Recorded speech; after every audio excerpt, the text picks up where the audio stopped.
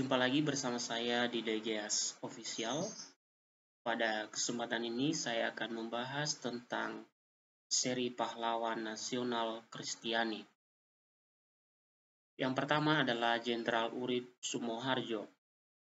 Jenderal TNI Anumerta Urip Sumoharjo lahir di Trenggalek pada 22 Februari 1893. Pada tanggal 20 Oktober, Urip menjadi bawahan dari Menteri Pertahanan Sulyo Adikusumo dengan Panglima Perang Fransiskus Saverius Supriyadi atau lebih dikenal dengan nama Sodanco Supriyadi. Pada waktu itu, Supriyadi tidak muncul untuk menjalankan tugas sebagai Menteri Pertahanan. Ada dugaan bahwa ia tewas dalam pemberontakan PETA di Blitar. Ia seorang tentara PETA yang memimpin pemberontakan pada bulan Februari 1945. Sementara itu, posisi Sulyo Hadikusumo juga tidak terisi, sehingga Mustopo menyatakan diri sebagai Menteri Pertahanan. Maka Urip merasa diawasi, sehingga segera membentuk struktur militer yang stabil. Ia menunjuk komandan operasi militer di berbagai daerah. Ia menempatkan Didi Kartasasmita di Jawa Barat, Suratman di Jawa Tengah, Muhammad di Jawa Timur, dan Suharjo Haryowardoyo di Sumatera. Ia mengambil alih senjata yang pernah disita dari Jepang dan menyalurkannya di berbagai unit TKR. Ternyata, tentara PETA yang berpusat di daerah enggan menerima kepemimpinan pusat. Pada 17 November 1948, Urip meninggal dunia di Jogja. Ia meninggal karena serangan jantung. Setelah menjalani perawatan dari Dr. Sim Kiai, jenazahnya disemayamkan selama 1 malam. Esokan harinya, ia dimakamkan di Taman Makam Pahlawan Semaki. Secara anumerta ia dipromosikan sebagai jenderal. Urip meninggalkan seorang istri dan seorang putri angkatnya bernama Abi. Pada bulan Januari 1951, Abi meninggal dunia. Kemudian Rohma, istri Urip, meninggal di Semarang pada tanggal 29 Oktober dan dimakamkan di Ungaran. Urip menerima sejumlah penghargaan dan tanda kehormatan dari pemerintah, yakni Bintang Sakti, Bintang Mahaputra, Bintang Republik Indonesia Adipurna, dan Bintang Kartika Eka Pakci Utama.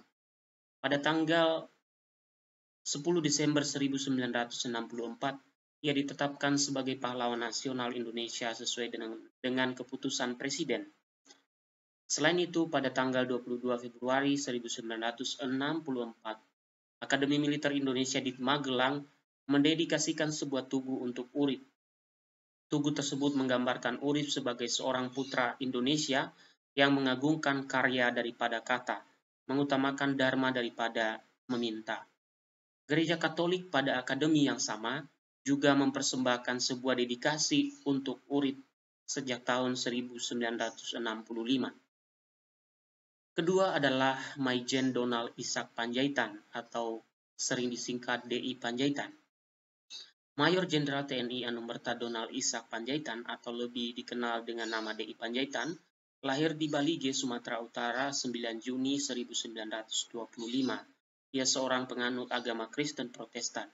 DI Panjaitan diangkat menjadi Kepala Staf Operasi Tentara dan Teritorium 1 Bukit Barisan Medan. Ia menjabat tugas tersebut lebih dari 2 tahun. Pada bulan Oktober 1952, ia dipindahkan ke Palembang untuk menjabat sebagai Wakil Kepala Staf Tentara dan Teritorium 2 Sumatera Selatan. Waktu itu ia telah memperoleh kenaikan pangkat menjadi mayor sementara.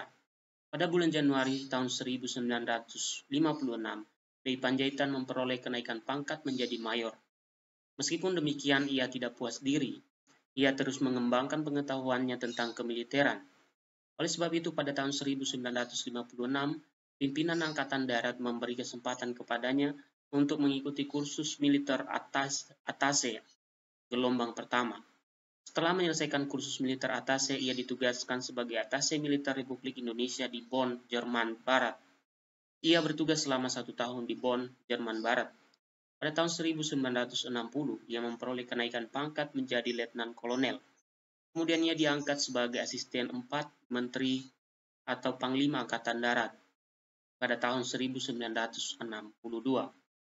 Pada tahun 1963 hingga Juni 1964, ia diberi kesempatan untuk mengikuti pendidikan di Associated Command and General Staff College di Fort Leavenworth, Kansas, Amerika Serikat. Kemudian, ia memperoleh kenaikan pangkat menjadi Brigadir Jenderal.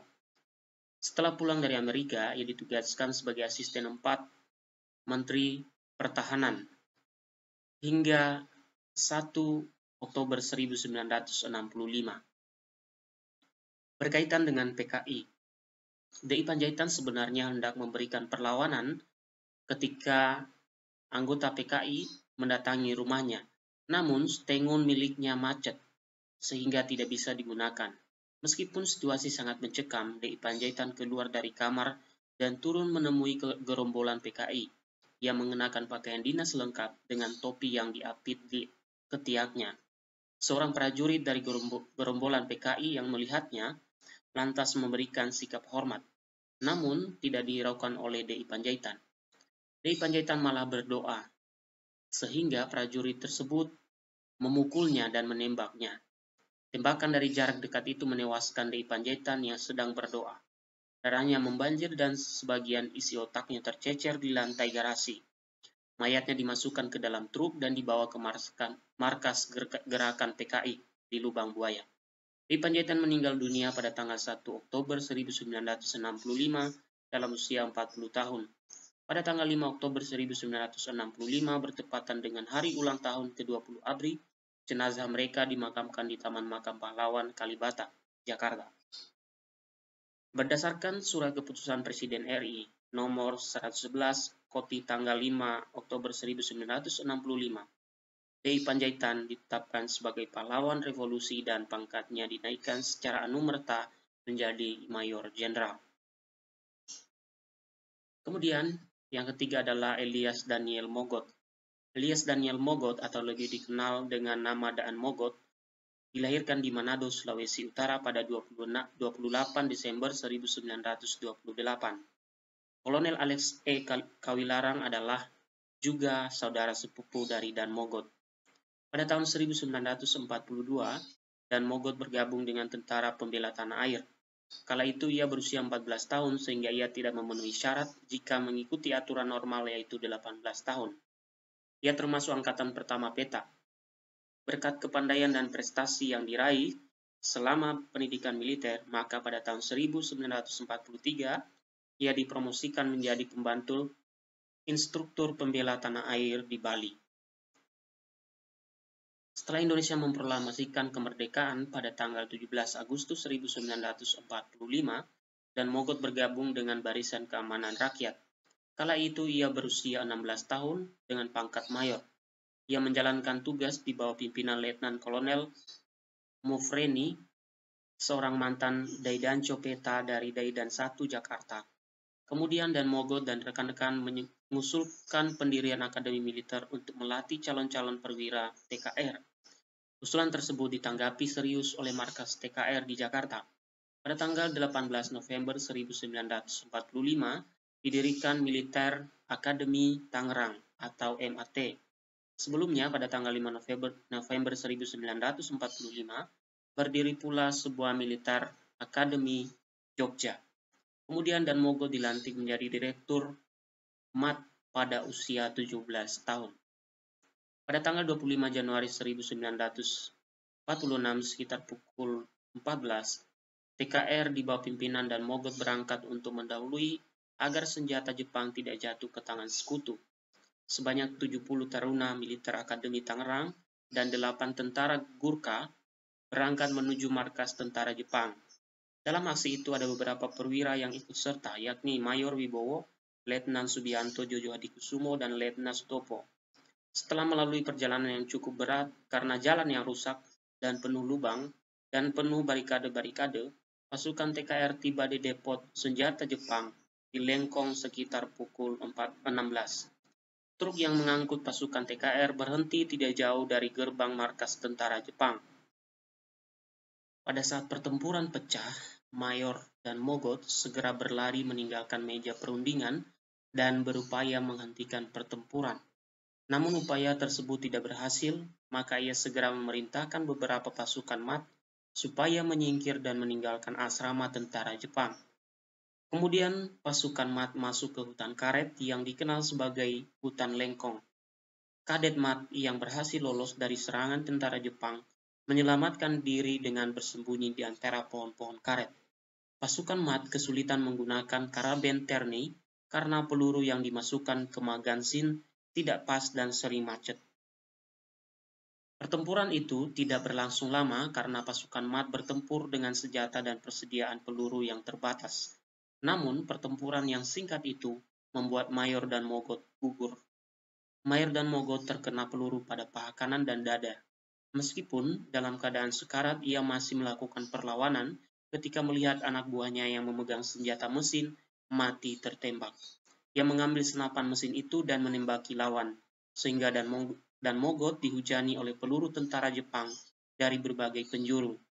Ia meninggal dunia pada tanggal 25 Januari 1946 pada usia 17 tahun. Kemudian, Kapten CZI Pierre Andreas Tendean. Kapten Anumerta Pierre Andreas Tendean lahir di Jakarta pada 21 Februari 1939. Ayahnya bernama A.L. Tendean dan ibunya bernama Cornel M.E. Pada tahun 1965, Pierre diangkat menjadi ajudan Menko Hamka. Kasat Jenderal TNI A.H. Nasution dengan pangkat Letu. Ia gugur dalam rangka menjalankan tugas ketika berusaha melindungi Jenderal TNI A.H. Nasution dari usaha pembunuhan yang dilakukan oleh G30 SPKI. Gerombolan G30 SPKI berusaha menculik Jenderal TNI A.H. Nasution. Saat itu, Pierre sedang tidur di pavilium rumah Jenderal TNI A.H. Nasution. Ia terbangun ketika gerombolan G30 SPKI membuat kegaduhan di rumah Jenderal TNI A.H. Nasution. Kejadian itu berlangsung pada dini hari 1 Oktober 1965. Pierre ditangkap oleh G30 SPKI, meskipun ia telah menjelaskan bahwa dia ajudan Jenderal A.H. Nasution. Namun gerombolan G30 SPKI tidak menghiraukan. Mereka mengira bahwa yang mereka tangkap adalah Jenderal A.H. Nasution. Kedua tangan Pierre diikat dan dibawa pakai truk ke lubang buaya. Ia dimasukkan ke dalam rumah yang terletak dekat sumur tua. Ia disiksa secara kejam lalu dibunuh dan kemudian dimasukkan ke dalam lubang buaya. Demi mengenang jasa-jasanya, pemerintah Indonesia menganugerahkan gelar pahlawan revolusi kepada Pierre Andreas Tendean. Kemudian, Kolonel Raden Sugiono Mangunwiyoto. Kolonel Sugiono dilahirkan dengan nama Raden Sugiono Mangunwiyoto, lahir pada tanggal 12 Agustus 1926 di Gedaren Sumbergiri, Ponjong, Gunung Kidul. Ada beberapa karir yang pernah diemban oleh Kolonel Sugiono, yakni Komandan Seksi 1, Kompi 2, Batalion 10, Resimen 3, Yogyakarta, pangkat Letnan 2, Ajudan Komandan Batalion 30, Resimen 22, Ajudan Komandan Brigade 10 Divisi 3, Letnan Kolonel Soeharto, Perwira Operasi Brigade C, Yogyakarta, Komandan Kompi 4, Batalion 411, Brigade C, Purworejo, Wakil Komandan Batalion 441, Semarang, Komandan Batalion 441, Banteng Riders 3, Komandi Distrik Militer, Kodim 0718, Pati, dan Komandan Kodim di Yogyakarta sekaligus pejabat sementara Kepala Staf Korem 072. Kolonel Sugiono kembali ke Jogja pada tanggal 1 Oktober 1965.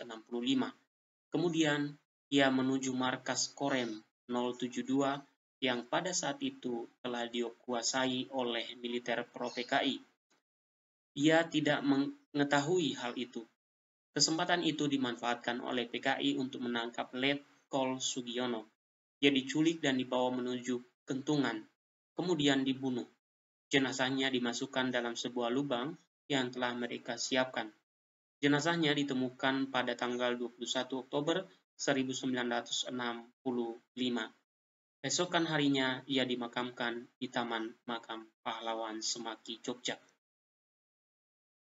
Itulah kisah dari pahlawan nasional Kristiani yang saya bahas pada kesempatan ini, yaitu 5 orang. Sampai jumpa pada pembahasan selanjutnya tentang topik yang sama.